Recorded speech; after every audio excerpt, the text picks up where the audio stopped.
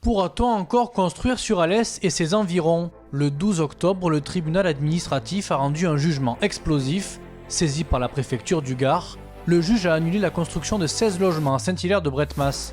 La faute à qui? À une vieille station d'épuration qui menace la salubrité publique du territoire. Dans le bassin alésien, le dossier n'est pas nouveau. Cela fait plusieurs années que l'État alerte l'agglomération chargée du réseau assainissement. Le problème est principalement dû au fait que les eaux usées et pluviales sont traitées par les mêmes canalisations. Il y a 3 ans, Christophe Rivinck, alors directeur général des services, estimait qu'il s'agissait de simples menaces. Sauf qu'aujourd'hui, l'État les a mises à exécution. Comme un malheur n'arrive jamais seul, ce jugement pourrait faire jurisprudence et devenir un argument de poids pour toutes celles et ceux qui contesteraient un projet d'urbanisme. Au total, 6 communes sont concernées. Ce jugement va-t-il sonner le glas du développement du territoire? On en débat ce soir dans Bonsoir le Gard. Et on accueille sur le plateau Jean-Michel Perret, le Bonsoir. maire de Saint-Hilaire-de-Bretmas. Bonsoir, monsieur le maire. Bonsoir, monsieur Samary. Merci beaucoup d'être avec nous sur le plateau de Bonsoir le Gard. Face à vous, c'est Aline Gonzalez qui est avec nous. Elle est avocate à Nîmes, spécialiste docteur en droit public.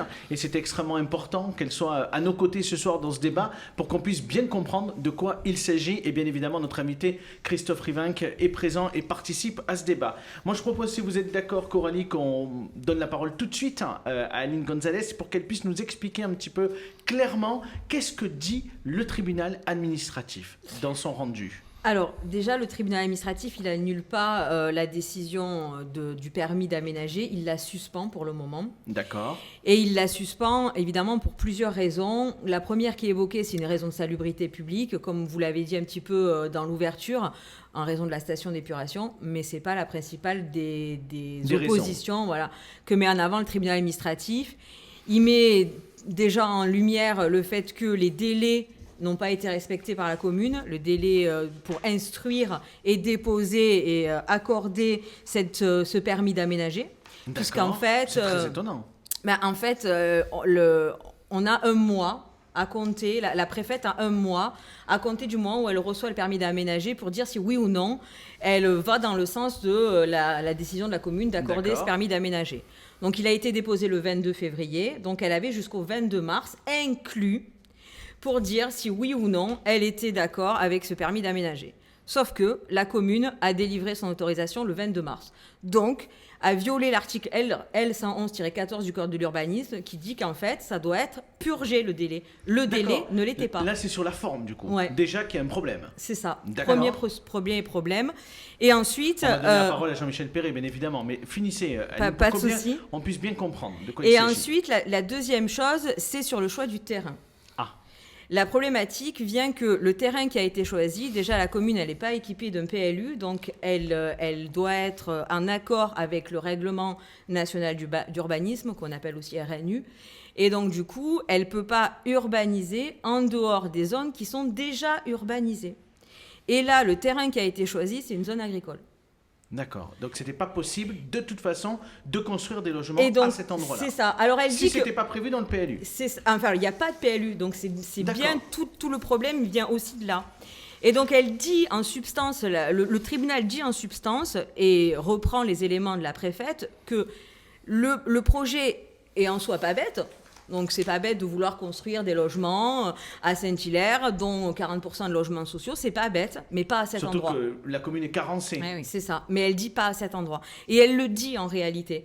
Elle dit qu'il y a d'autres terrains qui auraient pu accueillir ce projet, mais pas celui-là. Avant de rentrer plus dans le détail, puisqu'on a eu également les services de la préfecture, vous nous direz précisément qu'est-ce qui est dit par la préfecture du Gard. Monsieur Perret, déjà, par rapport aux éléments qu'apporte notre avocate Aline Gonzalez ce soir. Alors, je confirme sur la procédure suspensive, effectivement. Après, il y aura une instruction sur le fond.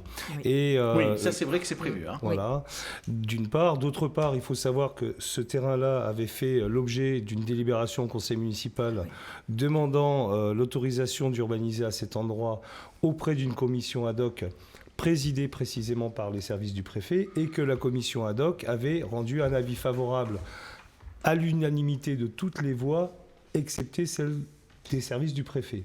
Donc le contentieux commençait déjà bien en amont.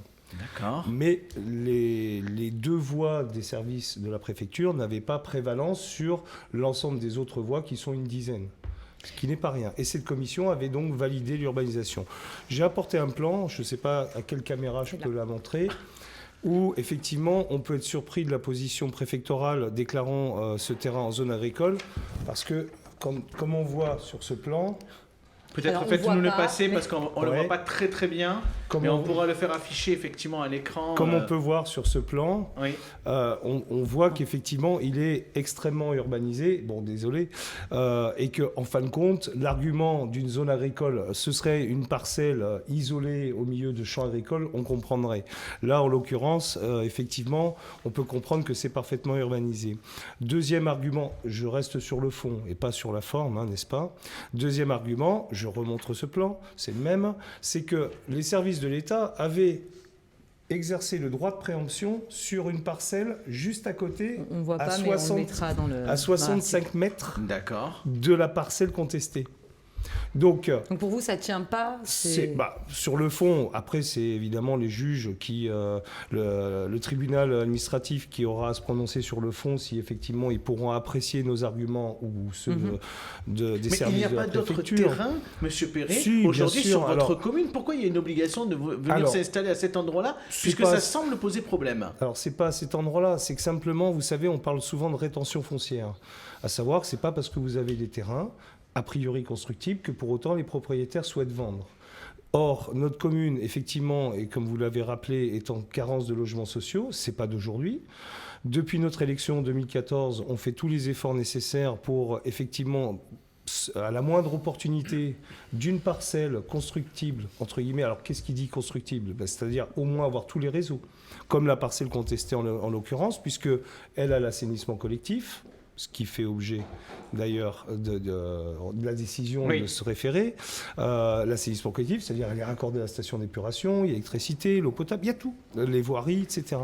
Donc après, ce qui, entre guillemets, est vraiment... ce qui est surprenant, c'est dans les arguments développés par les services de la préfecture, c'était que ce terrain ne serait pas constructible parce qu'il est raccordé à la station d'épuration, certes, mais que celle-ci n'est pas conforme. Vu qu'on n'aura certainement pas de golf, est-ce qu'on pourrait peut-être avoir un mini-golf à Saint-Hilaire-de-Bretmas ? Il y avait une interrogation, en tout cas une interpellation du maire de Saint-Hilaire-de-Bretmas, Jean-Michel Perret, autour de la station d'épuration du territoire alésien, peut-être pour Christophe Rivinc, non ? Et du coup, Jean-Michel Perret, c'est certainement l'argument principal que vous retenez, c'est qu'on voit dans le jugement aussi qu'il y aura un problème de salubrité publique, et c'est notamment, M. Rivinc, qu'on va vous donner la parole de suite, la station est obsolète et les réseaux sont aussi vieillissants. Est-ce qu'il n'y a pas un problème qui traîne dans la commune d'Alès depuis des années et auquel vous n'avez pas répondu ? Écoutez, je crois, bonsoir à toutes et tous. C'est compliqué de passer des étoiles à l'assainissement, vous en conviendrez. Pour autant, c'est un sujet très très important également. Alors non, pas du tout. Ni la station d'Alès est obsolète, ni les réseaux sont obsolètes. Voilà plusieurs dizaines d'années. Le tribunal dit quand même qu'il y a un problème de salubrité publique. Si vous m'écoutez, vous saurez pourquoi. Ce n'est pas un problème de salubrité publique. Il se trouve que l'Union européenne a écrit une directive qui s'appelle la directive ERU, de ruissellement, en 1992. Et que vous savez comment ça se passe quand l'Europe prend des directives, il faut les transposer dans le droit français. Et donc la France a mis très longtemps pour transposer cette directive. Et puis comme souvent en France, on fait des surtranspositions.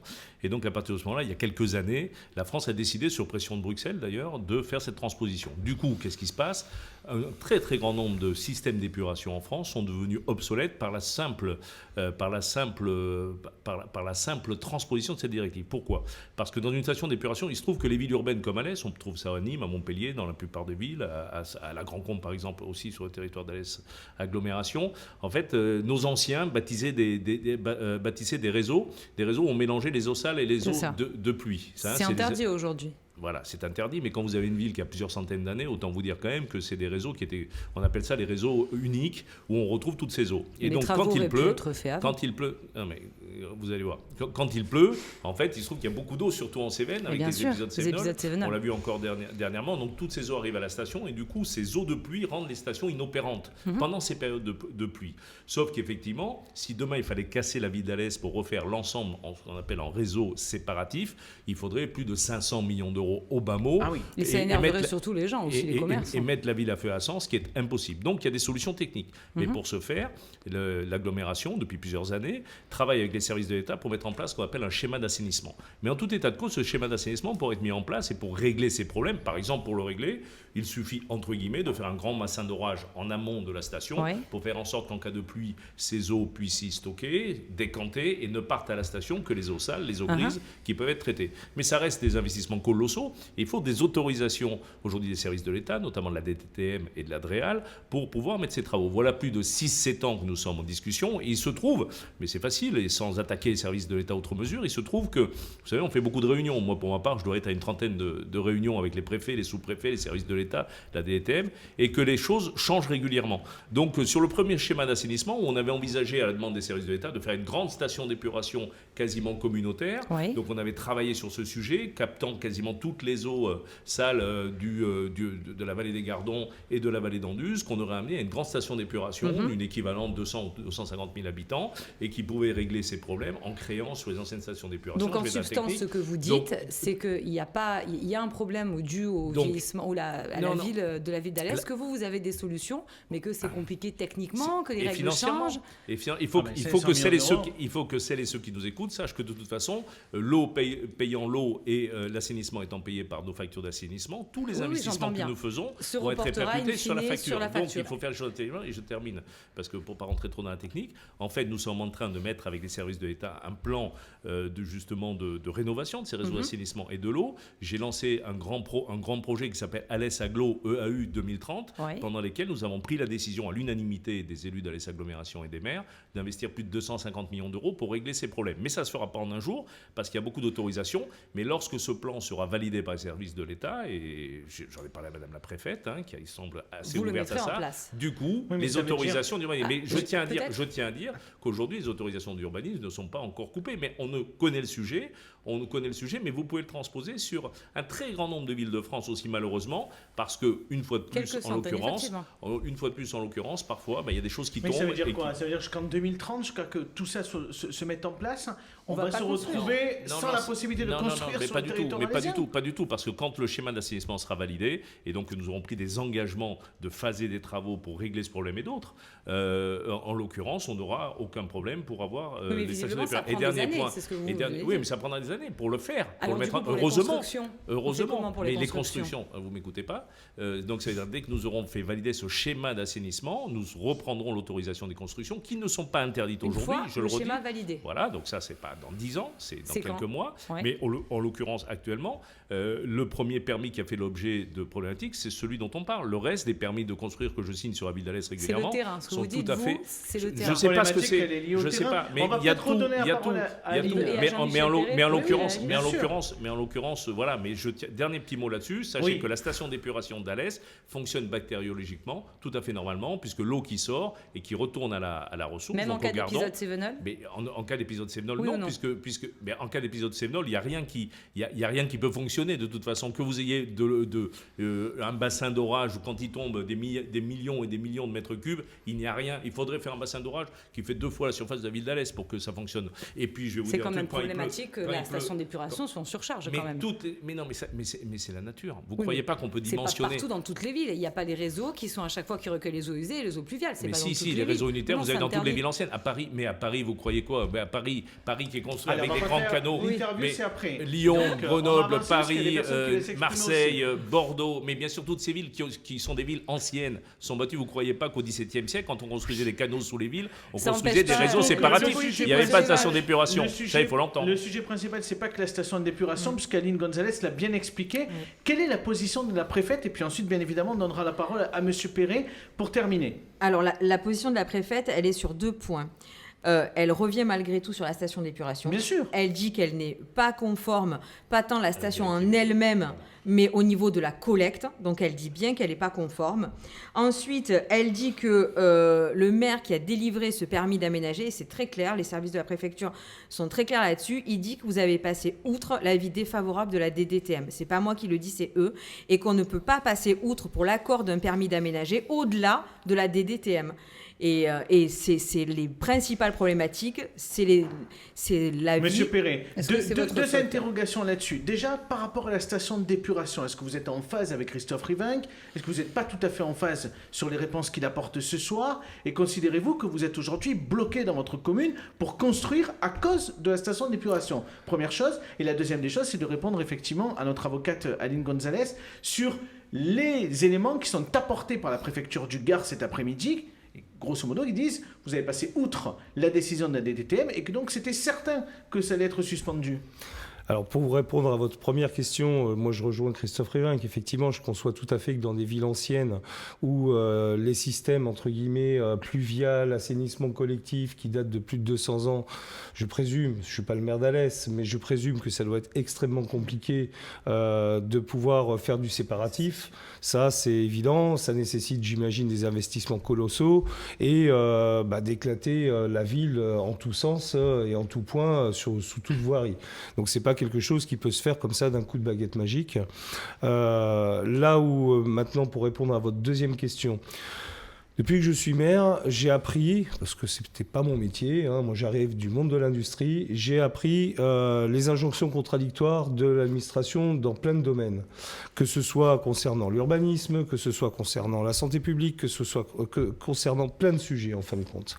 Là, on se retrouve typiquement avec une injonction contradictoire concernant le logement social. Élu en 2014, ma commune avait un pourcentage de logements sociaux inférieur à la commune de Neuilly-sur-Seine. D'accord. Ça donne une image. Donc, à peine élu, il se trouve que l'État, après peut-être des années de gentillesse avec les élus en place, décide de montrer les muscles et donc met sous tutelle du droit de préemption urbain les communes qui ne respectaient pas la loi SRU qui date de 2001, il me semble, pour mémoire. C'était aussi pour contrer les abus, il faut le dire aussi. Beaucoup de maires avaient décidé qu'il n'y aurait pas de logements sociaux sur leur commune. On connaît ça. On connaît ça en banlieue ouest parisienne. On connaît ça dans certaines communes. Et la commune de Saint-Hilaire fait partie de ces communes-là. Ma majorité politique, comme moi-même, y sommes à 300% favorables parce qu'on estime qu'il faut de la mixité sociale géographique, effectivement, pour qu'il y ait du logement social pour tout le monde. Pour les enfants, souvent. C'est un parcours de vie, le logement social. Bien sûr. On peut en avoir besoin au début de sa vie professionnelle, parce qu'on n'a pas les moyens d'acheter ou de louer dans le privé. On peut en avoir besoin un peu plus tard, lors d'une séparation, d'un divorce. Et on peut en avoir besoin... Et pour aller au fait, ce que vous dites, finalement, c'est que c'est la faute à la préfecture, si ça vous a été refusé? Non, je ne dis pas que c'est la faute de la préfecture. C'est qu'on subit sans arrêt des injonctions contradictoires, à savoir, on doit faire du logement social. On paye une amende de plus de 100 000 € par an. Pour faire du logement social. Les services de l'État ont retiré le droit de préemption urbain à la commune, comme aux 21 autres du département. Mais à un moment donné, on revient en fait à la discussion du début tout à l'heure, c'est qu'en fait, il vous suffisait de prendre un autre terrain, Monsieur Perret. En fait, toute cette histoire-là, elle prend du temps pour pas grand-chose. Bien sûr qu'il fallait prendre un autre terrain, mais lequel? Il se vous n'en avez libère pas d'autre sur la commune? Puisqu'apparemment, Aline avait l'air de dire qu'on vous a signifié je commençais à vous répondre tout à l'heure avant l'interview d'Alexandra Lamy. C'est que la rétention foncière, c'est une réalité. Aujourd'hui, ils se libèrent en foncier sur la commune, et pour preuve, les services de l'État n'ont pas fait mieux, puisque depuis 7 ans qu'ils ont récupéré ce droit de préemption, on en est à peine à une trentaine de logements sociaux construits, alors que l'injonction des services de l'État envers la commune de Saint-Hilaire de Brethmas, depuis 7 ans, était d'en faire presque 200. Et les services de l'État, avec leur droit de préemption récupéré, n'ont pu en faire qu'une trentaine. Donc preuve que la problématique n'est pas si simple. Puisqu'il n'y a plus aujourd'hui le projet de terrain de golf, on ne peut pas faire des logements, monsieur. La problématique n'est pas si simple. C'est qu'effectivement, on ne décide pas du jour au lendemain qui va vendre du foncier. Et quand on a une opportunité foncière qui présente toutes les caractéristiques pour pouvoir faire du logement, qui soit social ou pas d'ailleurs, et qu'on a effectivement, comme n'importe quelle commune, un objectif de développement, d'accueillir de nouveaux habitants, que ce soit pour du social ou pas. Tout à fait. Mais on pourra quand même toujours construire, parce que c'est bien de rassurer, les privés pourront le faire, parce que ça aurait pu être... Mais les logements sociaux aussi ou pas? Mais on peut si construire. est valable. Non, mais attendez. C'est ça. Non, mais il y a deux choses. Il y a le problème de Saint-Hilaire, mais malheureusement, et effectivement, je ne suis pas là pour défendre le maire de Saint-Hilaire, il est assez grand pour se défendre tout seul, mais en l'occurrence, vous savez une chose, c'est-à-dire que sa commune est au RNU. Pourquoi elle est au RNU ? Parce qu'à un moment, la loi a décidé que les communes qui étaient au poste, qui n'avaient pas de PLU, plan local d'urbanisme, repassaient au RNU. Il faut à peu près 7-8 ans aujourd'hui pour passer d'un RNU à un PLU. Mais non, mais quand vous voyez les injonctions, il parlait des injonctions contradictoires de l'État. Aujourd'hui, il faut 6-7 ans. Est-ce que pendant 6-7 ans, on bloque les communes ? On peut rajouter une injonction contradictoire qui est l'objectif de zéro artificialisation nette. Donc, c'est-à-dire qu'aujourd'hui, alors qu'en France, on le sait, on a une crise du logement avec une demande largement supérieure à l'offre et où en même temps, on a une injonction contradictoire, certes louable, pour préserver le foncier agricole, la biodiversité. Mais en attendant, qui vient en contradiction totale avec cette nécessité de contraintes, on pense bien évidemment à un moment donné, aux compensations environnementales. D'où qu'on se tourne, on ne sait plus comment je rappelle juste un chiffre. Dans la région Occitanie, il y a 45 000 habitants qui arrivent chaque année. Ce n'est pas le cas dans toutes les régions. Donc on ne peut pas être traité en Occitanie sur les règles d'urbanisation comme on traite les régions qui perdent des habitants. Et c'est là où, quelque part, l'idée de la compensation doit se faire à une échelle beaucoup plus grande. Moi, c'est 40 000 habitants qui arrivent chaque année, c'est-à-dire une ville comme Alès. Il faudrait faire une ville comme Alès chaque année sur la région Occitanie pour accueillir ces 40 000. Soit on interdit. Alors moi, est-ce que vous voulez Non, mais ça fonctionne la station d'épuration. Non, mais est-ce que vous voulez compléter notre discussion? Non, mais c'est très important. De 10 minutes. Non, mais alors c'est très important. On termine sur ce sujet. Ça veut dire qu'aujourd'hui, il faut que tout le monde se mette autour de la table, sans invective, sans injonction contradictoire et avec du bon sens. Le bon sens, c'est quelque part, il faut que dans du bon sens en général, parce que le bon sens, il doit dépasser le Gard, mais le bon sens, c'est juste faire en sorte de mettre l'être humain au centre des préoccupations des politiques publiques. Et quand on met l'être humain, avec la protection de l'environnement, c'est le projet de territoire qu'on a voté la semaine dernière à l'unanimité, je peux vous garantir qu'on est capable de faire des grandes choses, et heureusement qu'il y a des élus pour faire avancer. Merci beaucoup. Dernière question, alors non, toute petite. Sacha, on peut plus là. Il faut qu'on avance. Quand est-ce qu'on pourrait voir une gare à Saint-Hilaire-de-Bretmas ? Bientôt. Ah, la très bonne question. Et on est deux principaux concernés. Il manquerait, je dirais, une troisième institution autour de la table pour vous répondre, c'est la région, et même une quatrième avec SNCF Réseau. Et la commune de Vézénobres, puisqu'en l'occurrence. Tout à fait. Et donc, en fait, c'est un travail commun. Et en tout cas, je suis le plus heureux, effectivement, que et les services de la région et Christophe Rivanc aient acté qu'une halte ferroviaire et un pôle d'échange multimodal. On aura l'occasion d'en reparler. C'était en tout cas, effectivement, une très bonne question, Sacha. C'est dommage qu'on ait pris par le temps. On est obligé de dire un tout petit mot pour terminer avec Aline Gonzalez. Juste un dernier mot très rapide, justement pour prendre en compte justement le coût élevé du foncier. Le Conseil d'État a rendu il n'y a pas très longtemps un arrêt, il date du 2 juillet 2021, et qui prend en compte justement par rapport à l'amende des logements sociaux. Donc je vous conseille vivement d'aller faire un tour sur le site du Conseil d'État. Vous n'êtes pas venu pour une. Voilà, qui dit justement qu'on peut enlever ces pénalités aux communes. On va la garder.